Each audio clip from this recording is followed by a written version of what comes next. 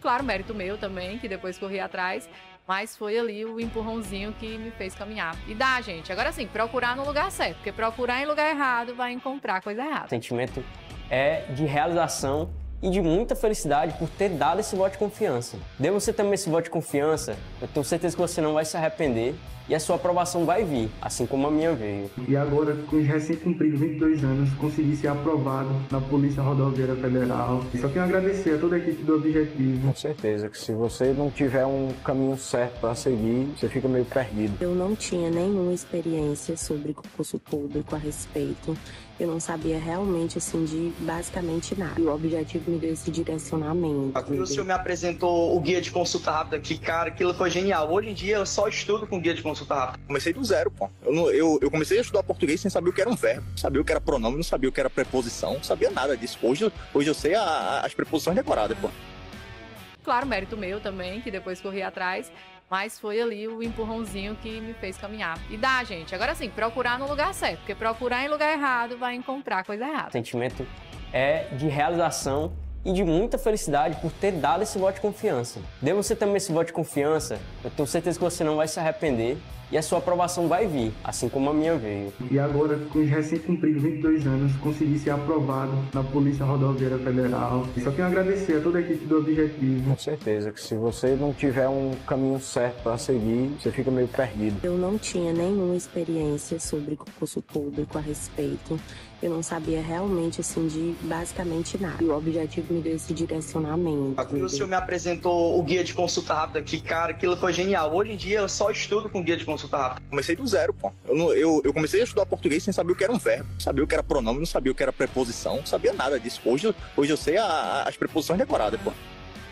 Claro, mérito meu também, que depois corri atrás, mas foi ali o empurrãozinho que me fez caminhar. E dá, gente. Agora sim, procurar no lugar certo, porque procurar em lugar errado vai encontrar coisa errada. O sentimento é de realização e de muita felicidade por ter dado esse voto de confiança. Dê você também esse voto de confiança, eu tenho certeza que você não vai se arrepender e a sua aprovação vai vir, assim como a minha veio. E agora, com os recém-cumpridos 22 anos, consegui ser aprovado na Polícia Rodoviária Federal. E só quero agradecer a toda a equipe do Objetivo. Com certeza que se você não tiver um caminho certo para seguir, você fica meio perdido. Eu não tinha nenhuma experiência sobre concurso público a respeito. Eu não sabia realmente, assim, de basicamente nada. E o Objetivo me deu esse direcionamento. O senhor me apresentou o guia de consulta rápida, que, cara, aquilo foi genial. Hoje em dia eu só estudo com guia de consulta rápida. Comecei do zero, pô. Eu comecei a estudar português sem saber o que era um verbo, não sabia o que era pronome, não sabia o que era preposição, não sabia nada disso. Hoje eu sei as preposições decoradas, pô.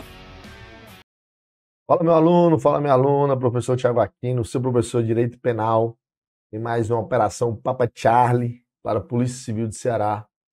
Direito Penal e Legislação Extravagante. Na sequência, meu parceiro, professor Damasceno, vai dar continuidade a essa operação. Boa noite a todos, futuros policiais civis aqui presentes na live.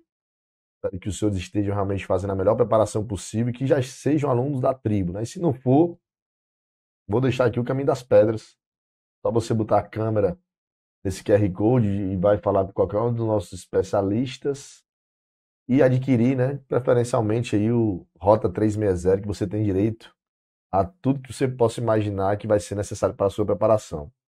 Então, não perde essa oportunidade, joga a câmera aqui no QR Code e já venha ser também mais um imparável da tribo, tá? Galera, é o seguinte, a Operação Papa Charlie vai começar. O tema do que eu fui designado para falar, um dos tópicos do edital, muito importante, a infração penal, com seus elementos, as espécies de infração, os sujeitos, os objetos, conceitos, tudo sobre infração penal, esse tema inicial do direito penal, muito importante para a prova de vocês. Portanto, fiquem todos muito atentos que essa aula vai ser muito importante para vocês, tá? Vou soltar a vinheta e já volto gravando aqui esse bloco para vocês. E assim, meu irmão, a gente vai dar início a essa operação Papa Charlie PCCE, beleza? Tamo junto, então? Então bora embora. Já peço que você deixe o like e, obviamente, compartilhe a live com os seus colegas que também sonham em ser policiais civis para que eles venham participar dessa operação, beleza? Então vamos lá, vamos iniciar aqui a nossa operação. Até já. Claro, mérito meu também, que depois corri atrás, Mas foi ali o empurrãozinho que me fez caminhar. E dá, gente. Agora sim, procurar no lugar certo. Porque procurar em lugar errado vai encontrar coisa errada. O sentimento é... Fala meu aluno, fala minha aluna, professor Tiago Aquino, seu professor de Direito Penal. Iniciando aqui a gravação desse item importante do seu edital, infração penal. Vamos trabalhar questões sobre esse tópico, trabalhando conceitos de infração penal, as espécies de infração penal, os sujeitos da infração penal, os objetos da infração penal, tudo que você precisa em questões, como vem sendo cobrado esse tema nos últimos concursos, e esse vai ser o objetivo dessa nossa aula. Então vamos lá, iniciar nossa apresentação. Como eu disse, Direito Penal, Polícia Civil do Ceará, tópico infração penal, e vamos embora. Esse é o arroba do professor. Eventual dúvida, já sabe nos encontrar. Então, vamos trabalhar aqui uma questãozinha número 1. Questão trabalhada pela banca FGV, cobrando, como eu disse, o tópico do nosso tema de hoje, a infração penal. Vamos lá, o que aqui diz aqui o enunciado. No Brasil, o gênero infrações penais é subdividido em duas espécies: os crimes ou delitos. Ele ainda dá em destaque que são expressões sinônimas, né? Crime é o mesmo que delito. E as contravenções penais, ou seja, infração penal é o gênero cujas espécies são os crimes ou as contravenções. E o delito é sinônimo de crime. Então, se vier delito ou contravenções, está certo também. E aí, contravenções nós temos como sinônimo crime é não, quase crime, também você pode encontrar essa expressão. Delito liliputiano também é um dos sinônimos da contravenção, certo?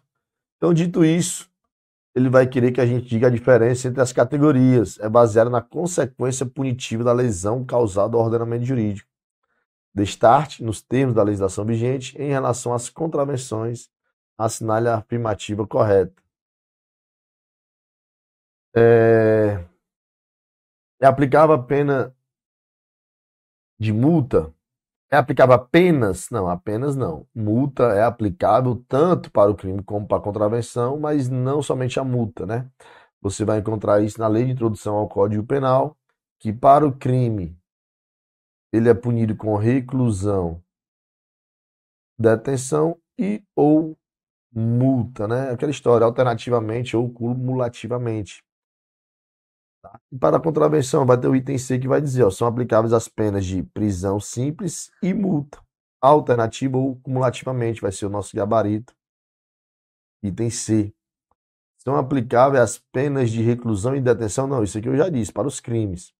São aplicáveis as penas de detenção e multa? Não tem detenção para quem pratica contravenção, nem tem reclusão para quem pratica contravenção. Tem prisão simples, tá?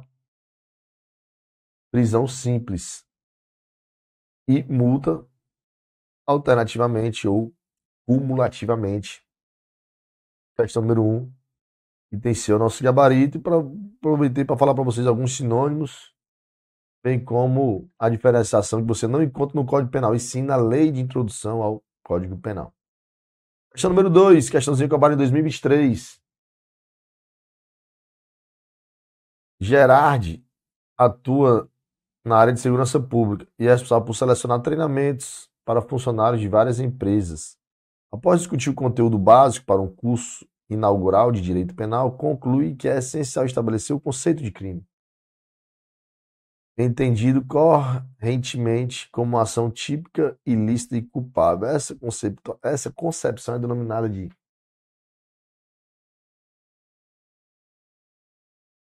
Vamos lá, vamos trazer que conceito é esse. Vamos trazer conceito dos crimes. Nós temos os conceitos formal, material e o conceito analítico. São os 3 conceitos que você encontra em qualquer livro de direito penal. Conceito formal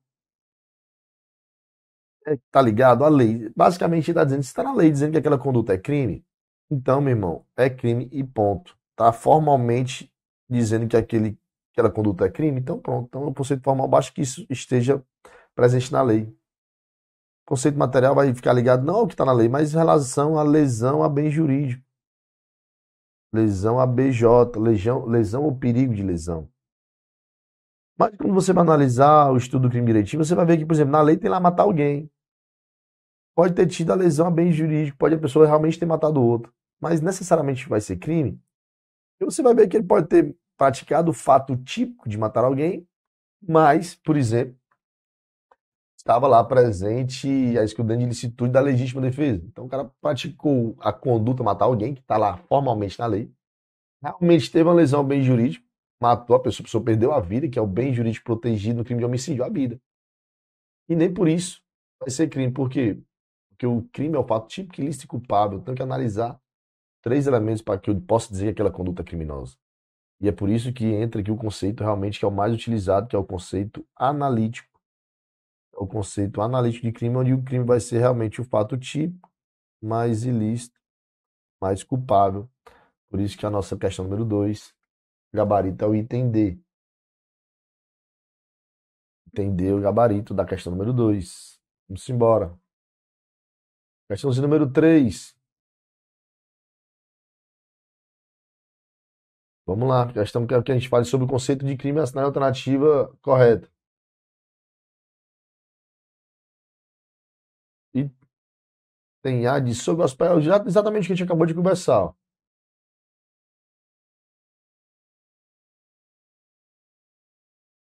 O item A diz sobre o aspecto material, eu já expliquei o que é o aspecto material, é a lesão ao bem jurídico. Crime seria toda conduta que colide frontalmente com a lei penal editada pelo Estado. Não. Quando eu digo que é uma conduta que colide frontalmente, aqui seria o conceito, não o conceito material, e sim o conceito formal. Segundo sua conceituação analítica, crime é o fato típico, ilícito e culpável. Correto. A gente acabou de ver isso, não foi? A gente acabou de ver que o conceito analítico vai dizer que o fato é típico, ilícito e culpável. Item C.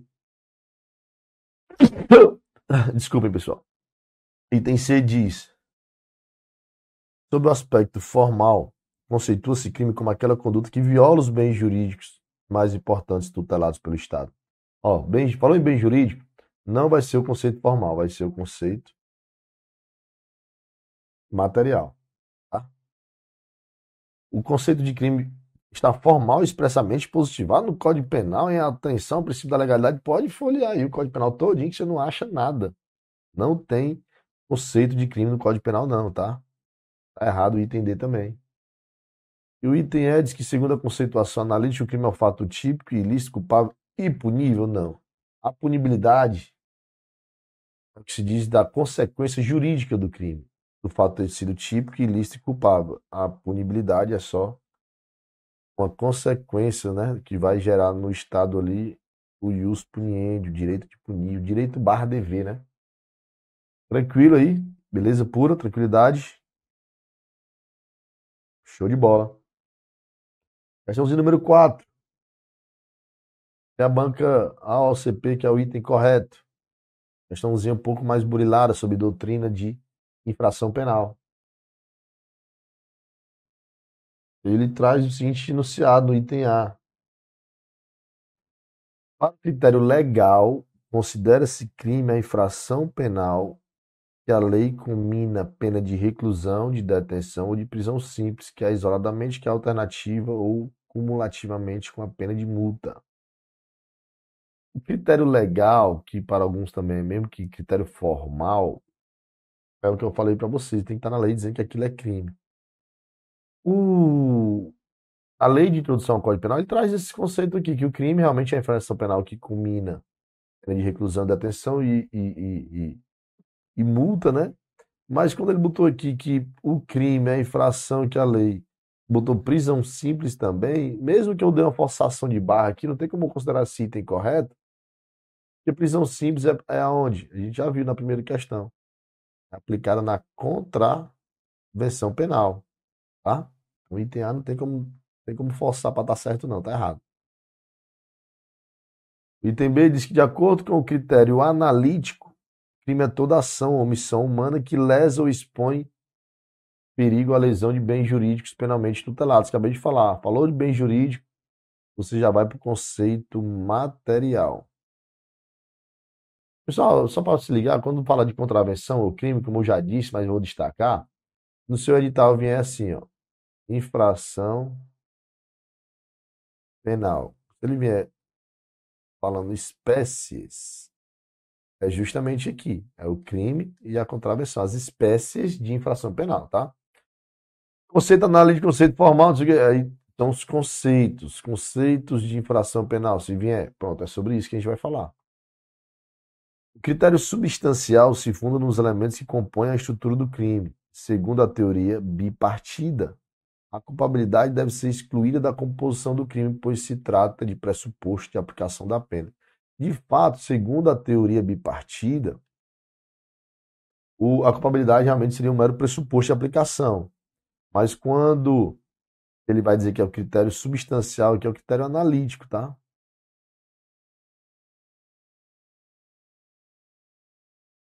Por isso que deixou o item C correto. O item D diz que, ao se adotar a teoria bipartite, necessariamente será aceito o conceito finalista da conduta. O conceito finalista, né, da conduta, trazido ali por Hans Veldson, onde ele deslocou o elemento subjetivo, ou seja, o dolo e a culpa, ele tirou da culpabilidade, né, que o dolo e a culpa até então, segundo a teoria clássica neocantista, o dolo e a culpa estavam presentes na culpabilidade.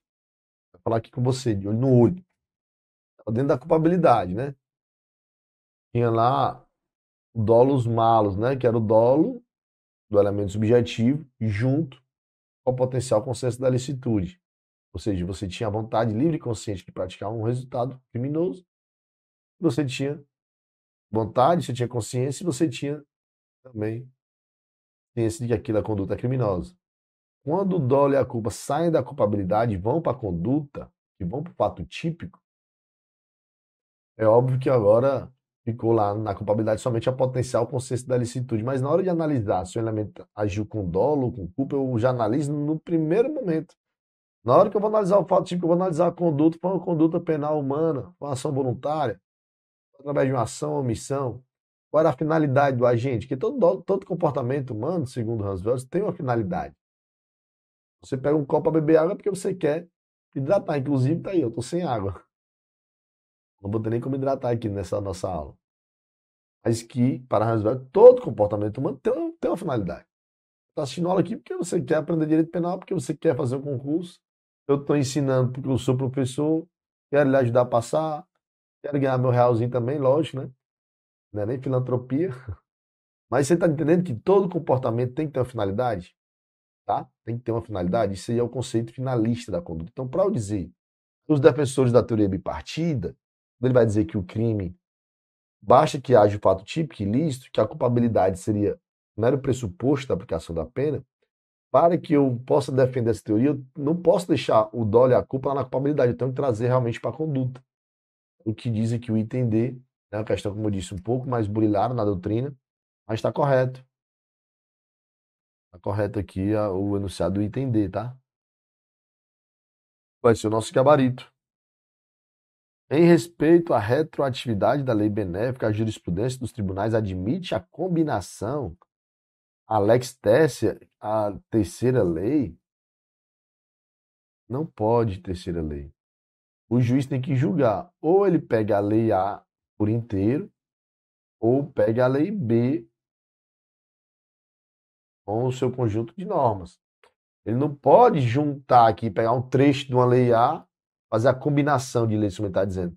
Eu pego uma parte da lei A e pego outra parte da lei B. Nesse caso, eu estaria criando uma lei C, uma terceira lei. É exatamente que não pode, a lex tercia, não pode. Certo? Questão 4, gabarito D de delta. Questãozinha número 5, 2022. De acordo com o Código Penal, Marca a alternativa correta. O crime de peculato não admite modalidade culposa? Admite sim. A regra dos crimes são que, pessoal? A regra de qualquer crime que se abrir do Código Penal, ele é doloso. Doloso.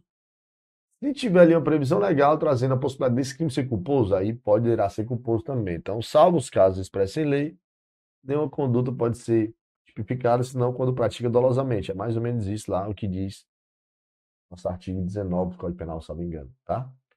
Mas o peculato é um exemplo desse. Tem um peculato furto, peculato de apropriação, peculato de desvio, mas tem um peculato lá culposo. Então, ele traz a possibilidade de você praticar esse crime ainda que culposamente. Então, o item A está incorreto.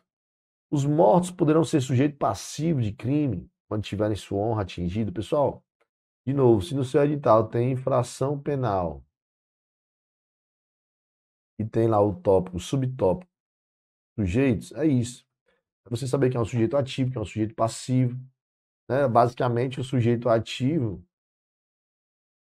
é a pessoa física que pratica a ação do tipo, né? E o sujeito passivo é a pessoa que recai aquela conduta. Então, se você matou alguém, quem matou é o sujeito ativo, quem morreu é o sujeito passivo. Se você roubou alguém, quem subtraiu a coisa alheia é o sujeito ativo, quem teve a coisa subtraída é o sujeito passivo. Por aí vai, né? Porém, meus amigos, quando você vai trabalhar lá nos crimes contra a honra, crime de calúnia, fala lá que a calúnia é punível contra os mortos. Mas isso quer dizer que o morto, essa pessoa morta que está sendo caluniada, que as pessoas estão dizendo ali, ó, ele morreu, mas ele estava traficando droga todo dia à noite, quem traficava droga era ele ali, vendendo droga, vendendo maconha, vendendo cocaína. Falo isso para outras pessoas para ferir a reputação dele, a honra objetiva, né, que é o que o bem jurídico que é protegido pela calúnia. Então a reputação da pessoa morta, ela está viva, né, digamos assim. A pessoa morreu, mas a sua reputação, o seu nome, ele merece ser protegido, merece ser zelado. Ah, então a família vai atrás de proteger isso. Então o sujeito passivo, na verdade, é a honra mais do nome, mais no sentido da família, entendeu aí? No sentido da família. Então, só você imaginar. Algum familiar seu morreu, você saber que está alguém falando que ele está cometendo crime, que ele cometeu crimes enquanto era vivo, que você sabe que é falsa essa acusação. Você vai atrás, não vai? Então pronto. Então, a calúnia dos mortos é punível? Sim. Mas não são os mortos sujeitos passivos do crime, não. Tá? Cadê? Não poderão. Não poderão ser sujeito passivo, negativo. As circunstâncias e as condições de caráter pessoal não se comunicam entre os agentes do crime, salvo quando elementares. Está correto. Aqui a gente entrou um pouco no tópico de concurso de pessoas, né?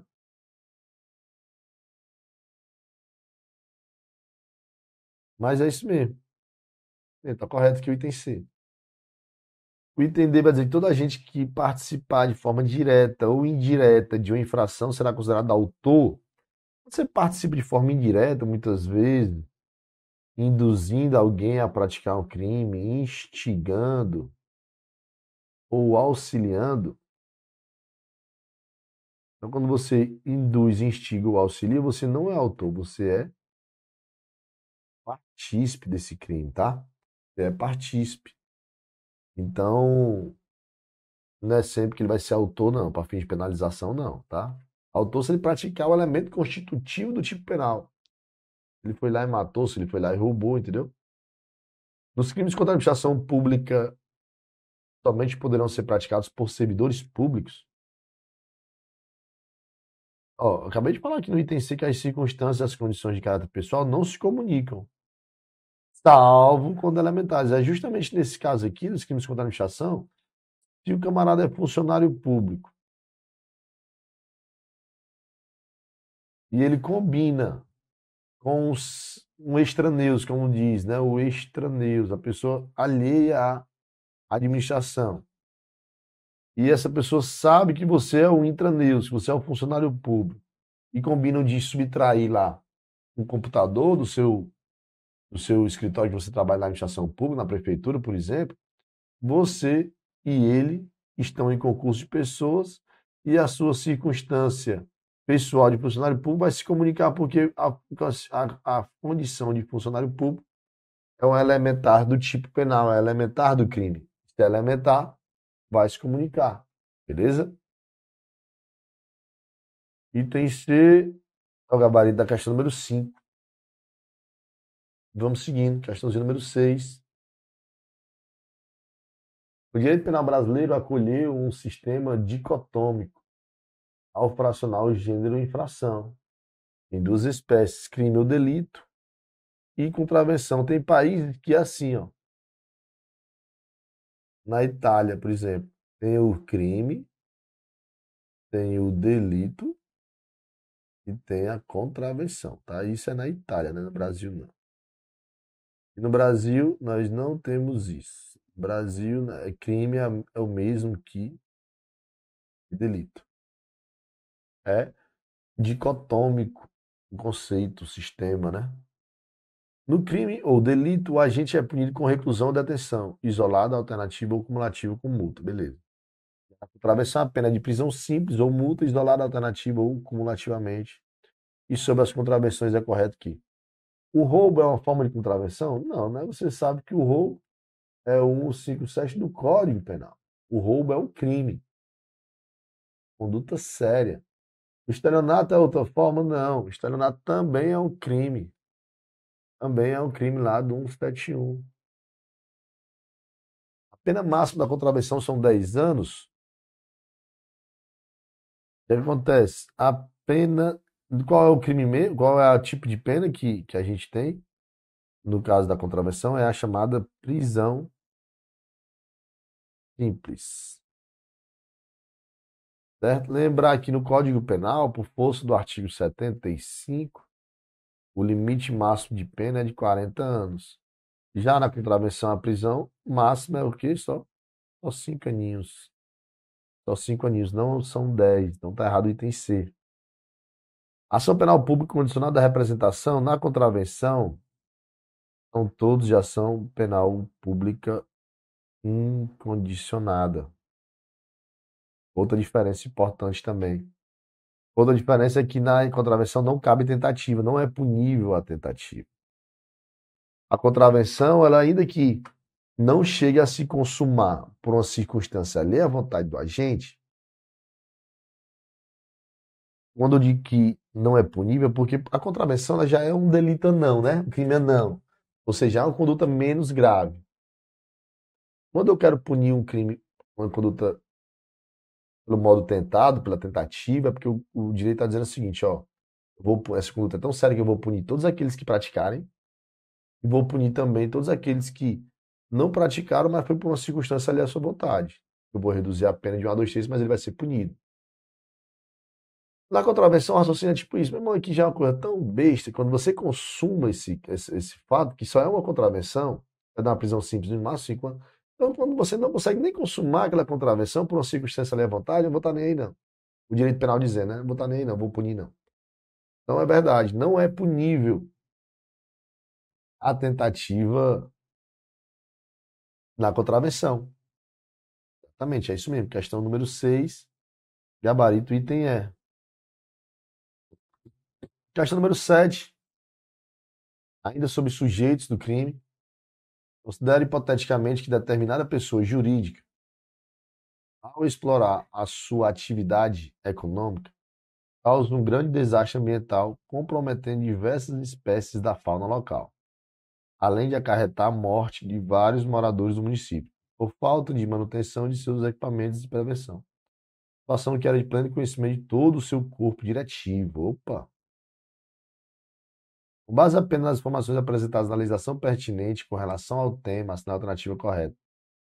Segundo o ordenamento jurídico brasileiro, não é possível a responsabilização da pessoa jurídica criminal, mesmo em caso de condutas e atividades consideradas lesivas ao meio ambiente. Negativo. A Constituição prevê expressamente que as condutas e atividades consideradas lesivas ao meio ambiente sujeitarão os infratores, pessoas físicas ou jurídicas, às sanções penais e administrativas, independentemente da obrigação de reparar um dano. Esse é o nosso gabarito 225 da Constituição, mais precisamente no parágrafo 3º, você encontra esse conceito. Não é possível a própria A própria Constituição traz essa previsão legal, tá? Tranquilo, então gabarito é o item B.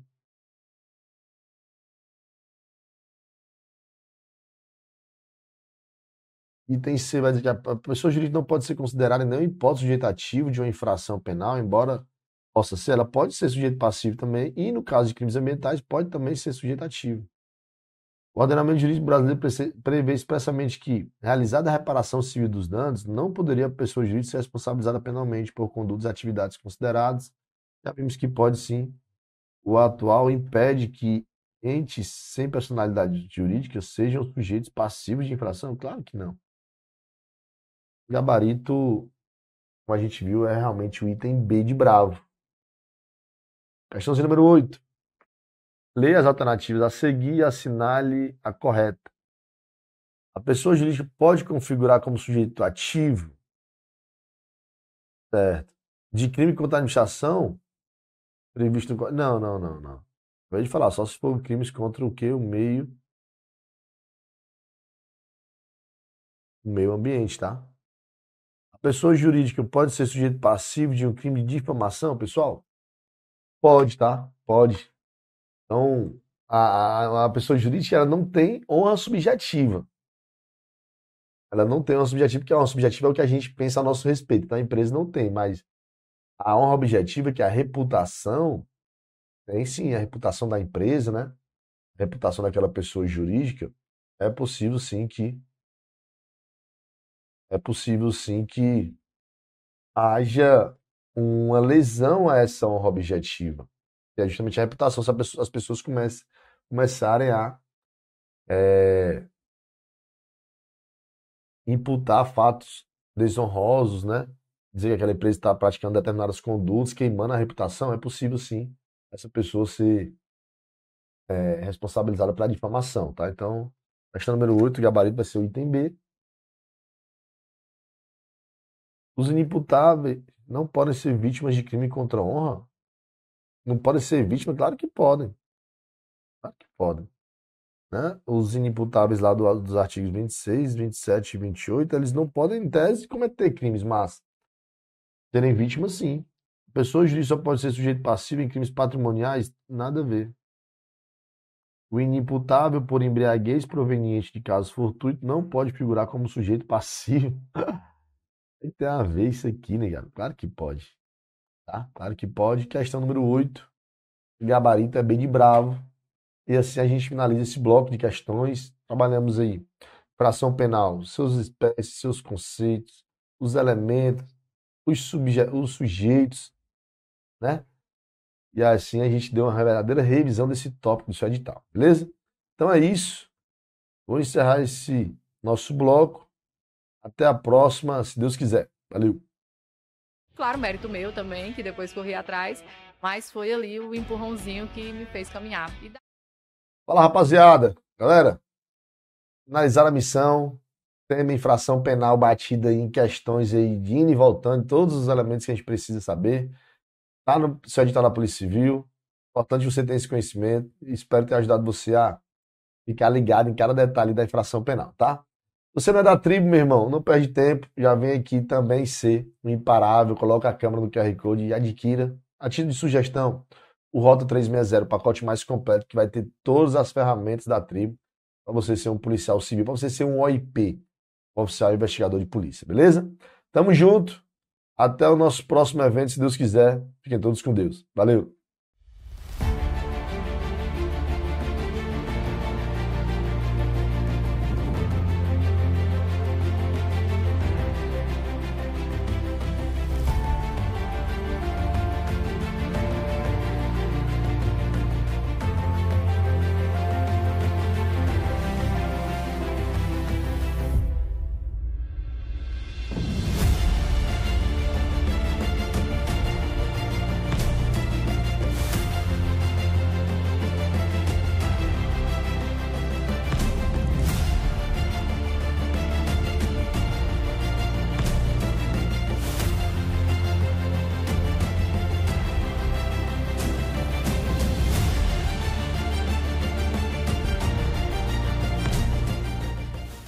fala guerreiro, professor Damasceno na área. Mais uma vez aqui no canal da Tribo Concursos. Hoje essa live falando aí de legislação extravagante, né? A lei 12037 de 2009. Vamos resolver aqui algumas questões, mas através dessas questões a gente vai conseguir aí sanar todas as dúvidas, beleza? Então, para você que está no canal assistindo, boa noite. Vamos para cima, meu irmão. A guerra é dura, mas a gente é mais dura ainda, entendeu? A gente cai, mas cai atirando. Beleza, pessoal? Então, essa aula que a gente vai gravar agora ela vai ser feita em estúdio aberto, né? Para ficar aí, para vocês acompanharem gratuitamente, beleza? Então, vou jogar a vinheta aqui, beleza? E a gente inicia a gravação do bloco, tá certo? Então, para você que não me conhece ainda, eu sou o professor Damasceno, fui policial militar do Ceará por 7 anos, atualmente sou policial civil também do estado do Ceará, beleza, pessoal? E aí, vou jogar a vinheta e você fica aí que a gente volta para gravar o nosso bloco, beleza? Vamos lá. Claro, mérito meu também, que depois corri atrás, mas foi ali o empurrãozinho que me fez caminhar. E dá, gente. Agora sim, procurar no lugar certo, porque Fala guerreiro, fala guerreira, professor Damasceno na área. Vamos dar continuidade aqui aos nossos blocos, né, de exercícios. Vamos tratar agora da Lei 12037 de 2009, que é a Lei de Identificação Criminal, certo? Uma lei pequena, que costuma aparecer no edital, e aí muitas vezes o concorrente deixa de lado, acha que não vai vir uma questão, mas a gente aqui da tribo não, a gente aqui é completo, a gente vai sim trabalhar essa lei, abordando aí os principais tópicos, os principais pontos e aquilo que mais costuma ser cobrado pelas bancas, tá certo? Então, vamos direto ao ponto, de olho na tela, legislação especial penal e processual penal. É a nossa lei 12037 de 2009, professor Damasceno, está aqui meu Instagram, se você não segue ainda, vai lá, aqui você vai mandar uma mensagem, tirar uma dúvida, certo? Sugestão, estou lá para ouvir você, beleza? Na tela, primeira questão. De acordo com o que disciplina a Lei 12037, que dispõe sobre a identificação criminal do civilmente identificado, regulamentando o artigo 5º, inciso 58 da Constituição Federal, indique a alternativa correta, tá certo? Pessoal, vale lembrar que a própria Constituição Federal, ela vai dizer que o civilmente identificado não será submetido à identificação criminal, certo? Então, a própria Constituição ela diz isso, né? Se você já tem sua identificação civil, você não vai ser identificado criminalmente. E aí ela fala que salvo os casos em lei. Então essa lei 12037, ela vem para dispor sobre esses casos, tá certo? Vamos lá. Tá pedindo aqui o item correto. Letra A. É vedado mencionar a identificação criminal do indiciado em atestados de antecedentes ou informações destinadas ao juízo criminal antes do trânsito em julgado da sentença condenatória. E aí existe essa vedação na lei de mencionar, certo? De mencionar a identificação criminal nos atestados de antecedentes criminais. Então, não colocar, né, a identificação criminal da pessoa lá nesses atestados criminais, certo? O problema aqui da questão é porque realmente não pode constar em atestados de antecedentes. Mas em informações de juízo criminal pode. O que não pode, o que teve aqui de pegadinha no item A, é porque seria ou em informações não destinadas ao juízo criminal, certo? Então esse não aqui, a falta deste não, na verdade, deixou o item A errado, né? O correto aqui seria, é vedado mencionar a identificação criminal do indiciado em atestado de antecedentes ou informações não destinadas ao juízo criminal. Porque se for informações do juízo criminal, pode sim constar a identificação criminal, tá certo? Se é para o juízo criminal, é para o processo, então pode. B. A identificação criminal incluirá o processo datiloscópico e o fotográfico, que serão juntados aos autos da comunicação da prisão em flagrante ou do inquérito policial ou outra forma de investigação. Então, lembrando, pessoal, que a identificação criminal, ela vai colher ali as digitais, né, que é a datiloscopia. E também a questão fotográfica, né, que é aquela fotinha dos filmes lá, o cara segurando a plaquinha. Pronto. Então, nesse caso, ela acontece dessa forma, certo? Inclui esse processo datiloscópico e fotográfico e vai ser juntada aos autos, beleza? Então, perfeito aqui o que diz a letra B, tá certo? Tá lá no artigo 5º. Tá lá no artigo 5º da lei, certo? Essa lei, ela tem basicamente 9 artigos. É uma lei bem pequena. C. Quando houver necessidade de identificação criminal, a autoridade encarregada tomará as providências necessárias para sua realização. Mesmo que ocasione o constrangimento do identificado, na verdade, ela vai tomar os devidos cuidados para que não haja o constrangimento, certo? Então, tá falso. D. A identificação civil é atestada por declaração de próprio punho, reconhecida em cartório? Não, pessoal. Na verdade, a lei, ela traz no artigo 2º os documentos que são aceitos para comprovar a identificação civil, certo? Carteira de identidade, carteira de trabalho. Então, lá tem um rol no artigo 2º, passaporte, carteira de identificação funcional, né? Quando você for tiver sua identificação funcional, que você for servidor público, você recebe sua identificação funcional, ela vai valer para a identificação civil, certo? Então, não é através de declaração de próprio punho, né? Falso. Para fins de identificação, não se equiparam os documentos de identificação civil aos de identificação militares. Então, aquela funcional que o policial militar tem, por exemplo, ela se equipara à identificação civil, certo? Então, ela serve para identificar aquela pessoa, tranquilo? Então, por isso que está errado. Então, ratifica aí o gabarito letra B. Tranquila essa questão. Segunda questão. No que se refere às leis 12.654 e 13.964, que é o pacote anticrime, as quais disciplinam a coleta de perfil genético. Então, essas duas leis, elas tratam sobre a coleta de perfil genético como forma de identificação criminal e dão outras providências. Assinale a alternativa correta. A. As informações genéticas contidas nos bancos de dados de perfis genéticos poderão revelar traços somáticos ou comportamentais das pessoas, inclusive determinação genética de gênero, consoante as normas constitucionais e internacionais relacionadas aos direitos humanos, ao genoma humano e aos dados genéticos. Pessoal, na verdade, elas não podem, né, essas informações genéticas, elas não podem revelar traços somáticos e comportamentais, certo? Então, o erro aqui é porque ela diz que poderão, certo? E eles não poderão. Lembrando que esse banco de dados, inclusive, ela tem um caráter sigiloso, certo? Então tá errado aqui, ó. Seria as informações genéticas contidas nos bancos de dados de perfil genético não poderão revelar traços somáticos ou comportamentais das pessoas, certo? Das pessoas. E aqui, em vez de inclusive, seria exceto determinação genética de gênero, consoante as normas constitucionais e internacionais relacionadas aos direitos humanos, ao genoma humano, certo? Então, tem aí esses dois erros no item A. B. Os dados constantes dos bancos de dados de perfis genéticos terão caráter público. Caráter público não, caráter sigiloso, né? Perfil genético, né? A questão da privacidade ali. De livre acesso a qualquer interessado, independente da finalidade? Claro que não, né? Acabei de falar que ele é de caráter sigiloso. Beleza? Não pode haver a exposição, certo? A exposição dessa pessoa, né?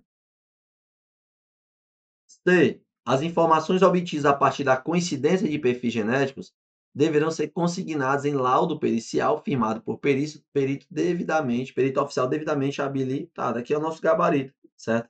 Letra C. Então, aquelas informações elas vão passar ali pelo laudo de um perito, certo?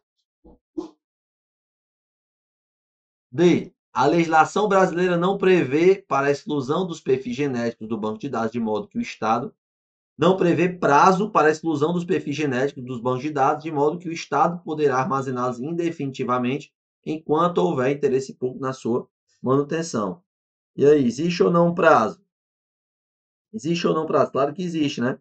Na verdade, aqui, ele pode solicitar, né? O acusado, ele foi condenado, ele pode solicitar a exclusão após decorridos 20 anos, certo? O acusado pode solicitar após decorridos 20 anos, certo? 20 anos. Detalhe, 20 anos do cumprimento da pena. Então, após o cumprimento da pena, 20 anos, certo? Após 20 anos, ele pede para solicitar a exclusão. e também quando houver absolvição, certo? Se houver absolvição, aí ele vai ser retirado, tá certo? Aí não tem esse prazo. A identificação do perfil genético será armazenada em banco de dados sigiloso, conforme regulamentação do Conselho Nacional do Ministério da Justiça.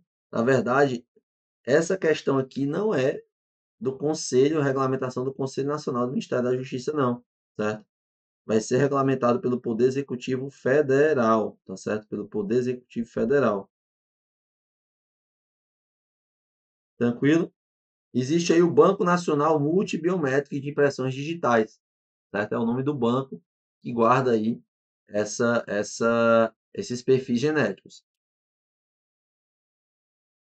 Terceira, segundo a Lei Federal 12.037, que verte sobre identificação criminal, é incorreto afirmar, né? Agora a gente vai ver que é incorreta. A autoridade policial e o Ministério Público poderão requerer ao juiz competente, no caso de inquérito ou ação penal instaurados, o acesso ao Banco Nacional Multibiométrico e de Impressões Digitais. Verdadeiro. Certo? Tanto a autoridade policial, que é o delegado, como o Ministério Público pode requerer ao juiz, né? Ali, quando houver um inquérito em andamento ou uma ação penal, acesso a esse banco de dados, certo? Esse banco multibiométrico. B. A exclusão dos perfis genéticos dos bancos de dados ocorrerá no término do prazo estabelecido em lei para a prescrição do delito. E aí?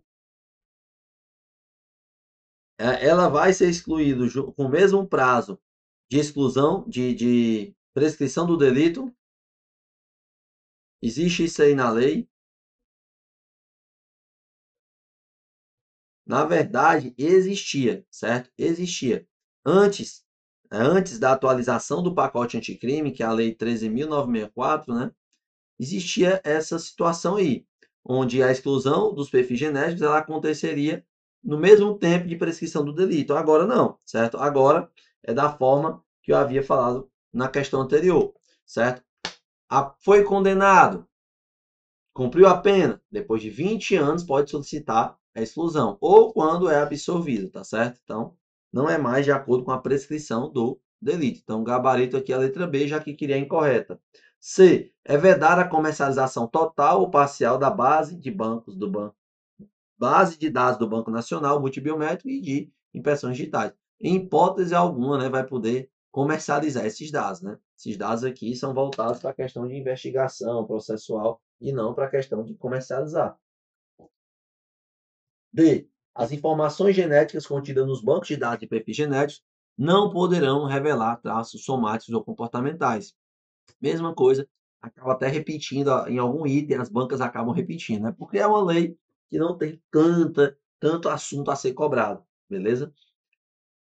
Verdadeiro, não pode revelar os traços comportamentais da pessoa, né? O intuito não é esse. É vedado mencionar a identificação criminal do indiciado em atestados de antecedentes ou informações não destinadas ao juiz criminal antes do trânsito em julgado da sentença condenatória. Tá aí a mesma coisa que a gente tinha visto, certo? O cara vai tirar lá um antecedente criminal, não é para vir a identificação criminal dele, não, certo?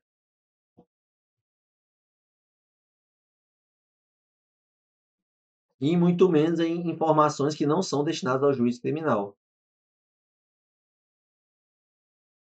Quarta, no que concerne a identificação criminal, assinale a opção correta. A opção correta.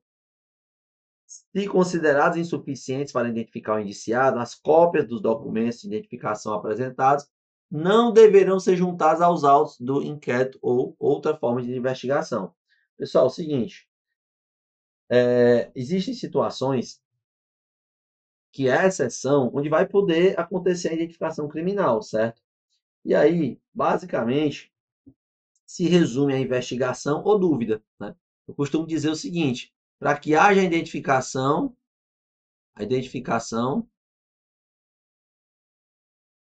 criminal, tem que existir dúvida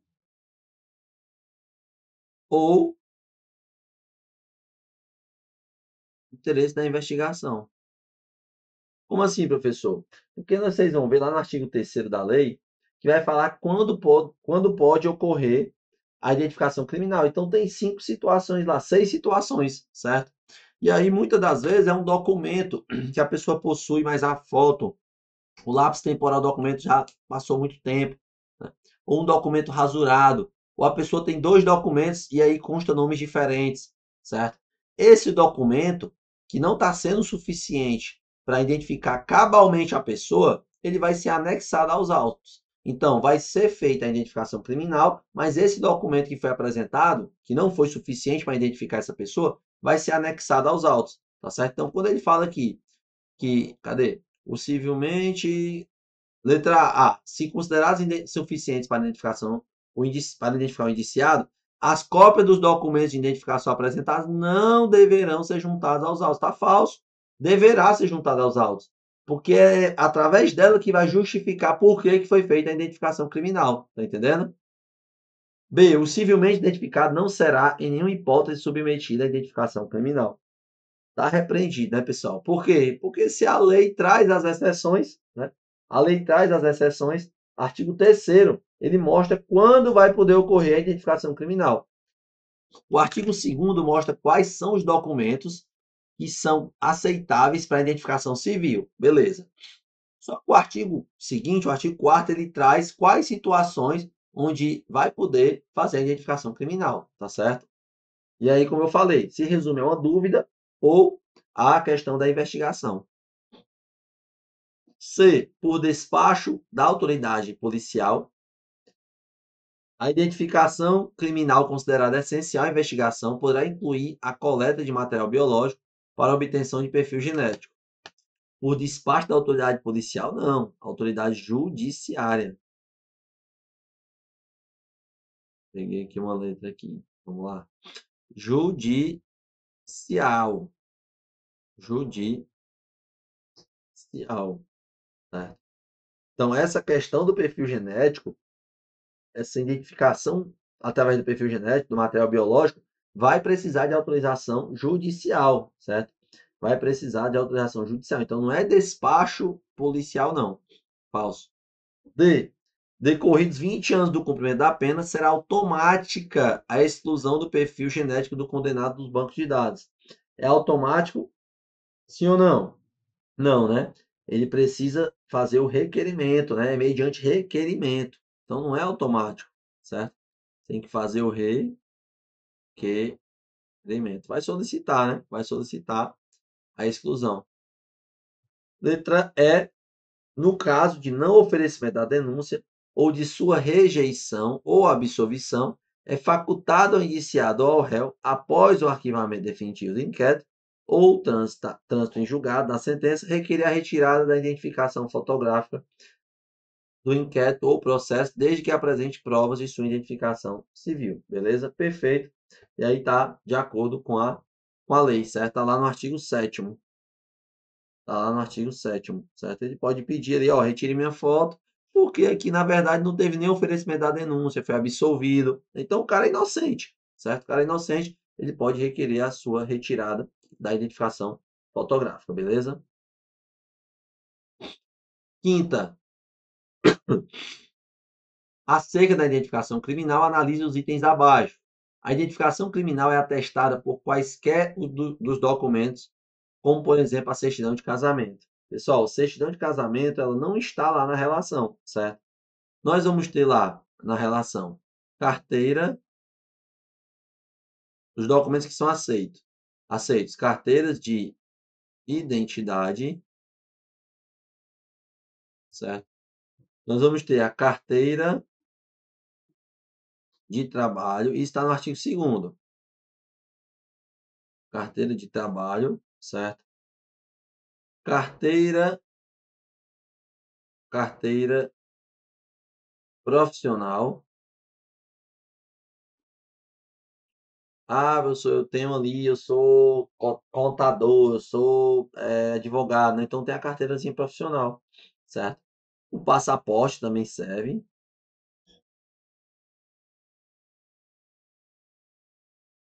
E a identificação funcional.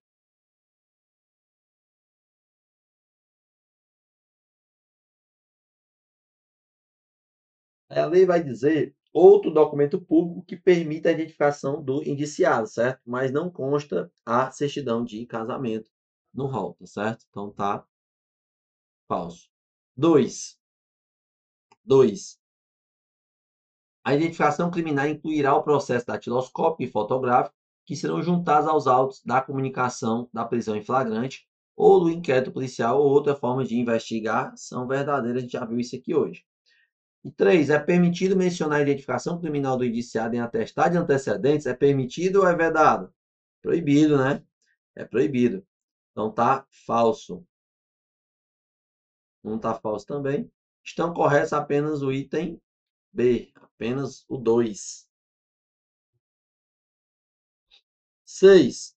Existem diversos métodos de identificação que podem ser utilizados pela Justiça, não apenas na área criminal, mas também para garantir a identificação civil. Sobre os conceitos de identificação, assinale o que for correto. A. Identificação é o conjunto de elementos ou atributos que individualiza uma pessoa ou uma coisa, fazendo-a distinta das demais. Pessoal, essa questão ela é bem conceitual, certo? Ela é bem conceitual. Ela já foi cobrada dentro desse tema, mas ela foge um pouco da lei. Eu trouxe só para que você tenha esse conhecimento a mais, tá certo? Mas ela não está prevista essa definição na lei. Então vamos lá. 6. Identificação judiciária é o processo pelo qual se determina a identidade de uma pessoa ou de uma coisa, ou um conjunto de diligências cuja finalidade é levantar uma identidade. C. Identificação policial é aquela que requer conhecimentos técnicos, médicos legais, assim como conhecimento de suas ciências acessórias. D. Reconhecimento se baseia na experiência de percepções adquiridas no passado, com a mesma experiência do presente pelo elemento a ser reconhecido.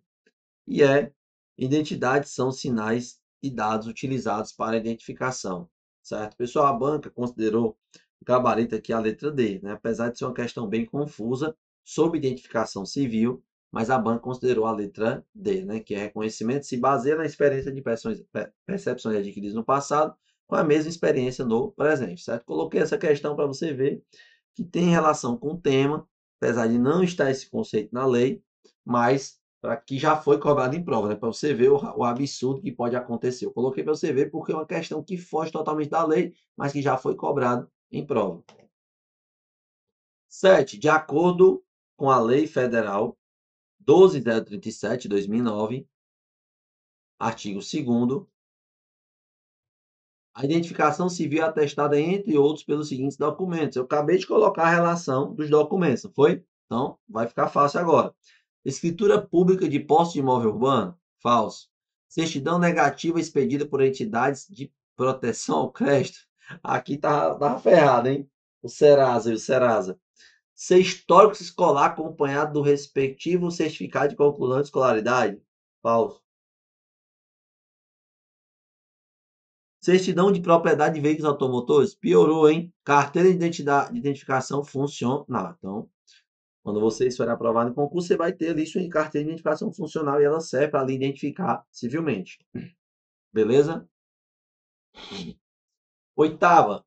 De acordo com a Lei 12.037, que dispõe sobre a identificação criminal do civilmente identificado, embora apresentado o documento de identificação, mesmo que apresentado o documento de identificação, poderá ocorrer identificação criminal quando? Então, agora é aquela questão lá do artigo 3º que eu falei para vocês, certo? São situações que a pessoa apresenta o documento, mas ainda assim vai poder ocorrer a identificação criminal. Isso aqui é muito cobrado em prova. Vamos lá. 1. O indiciado portar documentos de identidade distintos com informações conflitantes entre si.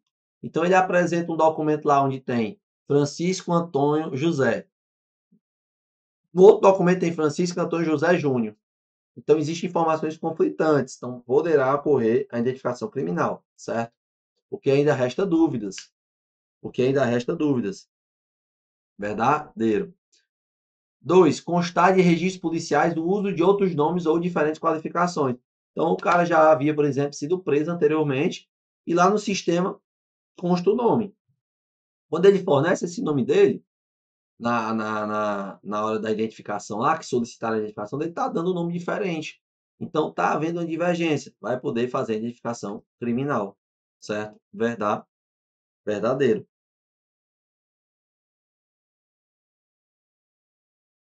3. A identificação criminal foi essencial às investigações policiais, segundo o despacho da autoridade policial competente. E aí, lembra que eu falei que vai poder fazer a identificação criminal quando houver dúvida ou investigação, certo? O problema aqui é porque não é autoridade, despacho da autoridade policial. De novo, é despacho da autoridade judicial. Judicial, tá falso. Falso. 4. O documento apresentar rasura ou tiver indício de falsificação. Então, imagina aí, o cara apresenta um documento e ali aparentemente ele é falso. Ou tem alguma rasura no próprio documento. Né? Então, gerou uma dúvida. Por isso que eu falo, dúvida ou investigação? Dúvida ou investigação? Verdadeiro. 5. O estado de conservação ou a distância temporal ou da localidade da expedição do documento apresentado impossibilite a completa identificação. Verdade. Então, vocês aí têm uma identidade, uma foto, aí você apresenta o documento na hora da identificação. Quando vai ver a foto, você era bebê ainda na foto. Então, não tem ali, não há como identificar você, certo? O documento com a foto não consegue cravar, né, identificar cabalmente, né, que é você. Então, pode haver aí esse processo datiloscópico e o fotográfico, tá certo? E o fotográfico. Então, a sequência correta.